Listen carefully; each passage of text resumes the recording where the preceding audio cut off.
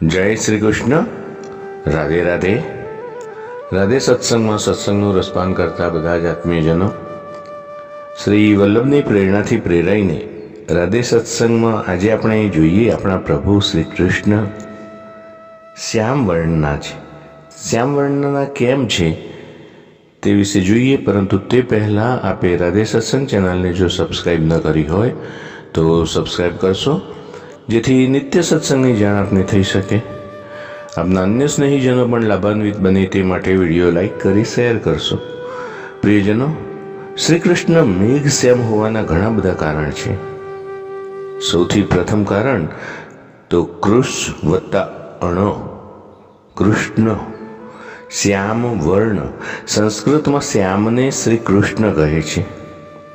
ગર્ગાચાર્યજી જ્યારે નામકરણ કરવા આવ્યા ત્યારે શ્યામવર્ણ હોવાથી તેમણે તેમનું નામ શ્રી કૃષ્ણ પાડ્યું.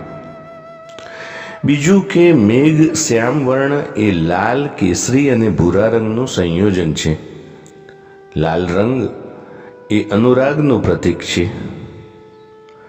કેસરી એ આનંદનું અને ભૂરો રંગ એ વિરહનું દાન કરે છે. અને આ ત્રણેયના કારણે શ્રી ઠાકોરજી શ્યામ સ્વરૂપ છે, મેઘ શ્યામ છે. બીજું કે ભગવાન શ્રી વિષ્ણુ પણ મેઘ શ્યામ વર્ણના છે અને ભગવાન શ્રી કૃષ્ણ રંગે રૂપે શ્રી વિષ્ણુજી જેવા જ છે. ભગવાન શ્રી કૃષ્ણ શ્યામ વર્ણના હોવા પાછળ બીજું કારણ એવું છે કે સમુદ્રનું પાણી હાથમાં લેતા પારદર્શક લાગે, પણ દૂરથી જો જોઈએ તો શ્યામવર્ણ દેખાય છે. દરિયાના પાણીની પહોળાઈ, લંબાઈ અને ઊંડાઈ ખૂબ જ હોય છે. દરિયામાં ઊંડે જઈએ તો તણાઈ જવાય, તેવી જ રીતે આપણા નટખટ શ્રી કૃષ્ણનું હૃદય પણ દરિયાની જેમ વિશાળ છે.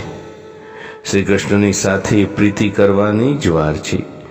એકવાર જેને પ્રીતિ થાય તે શ્રી કૃષ્ણ રૂપી મોજામાં તણાઈ જાય છે અને તેના મય બની જાય છે.